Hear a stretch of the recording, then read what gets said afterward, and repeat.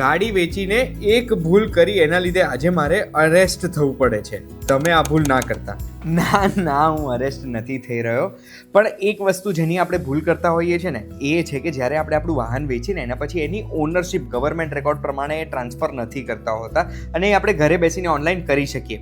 આ ownership transfer કેમ કરવાની કે આપણા વાહનને કોઈ ઇલીગલ એક્ટિવિટી કે ટેરરિસ્ટ એક્ટિવિટીમાં યુઝ કરે ને તો એ આપણા સુધી ના આવે. આપણે તો આ વેચી કાઢ્યું છે એનું આપણી જોડે પ્રૂફ રહે. બાકી અગર ટેરરિસ્ટ એક્ટિવિટી થાય છે આપણા વાહનને યુઝ કરીને તો UAPA લાગી શકે છે, જે નોન બેલેબલ હોય. એટલે જ્યાં સુધી આપણો કેસ પતતો નથી ત્યાં સુધી આપણે જેલમાં રહેવું પડે. તો પછી પ્રોસેસ શું છે આપણા વ્હીકલની ઓનરશિપ ટ્રાન્સફર કરવાની? બહુ જ સિમ્પલ પ્રોસેસ છે. તમારે પરિવહન.gov.in વેબસાઇટ ઉપર જવાનું છે. ત્યાં ઓનલાઈન સર્વિસીસમાં વ્હીકલ રિલેટેડ સર્વિસ સિલેક્ટ કરવાનું છે, સ્ટેટ સિલેક્ટ કરવાનું છે.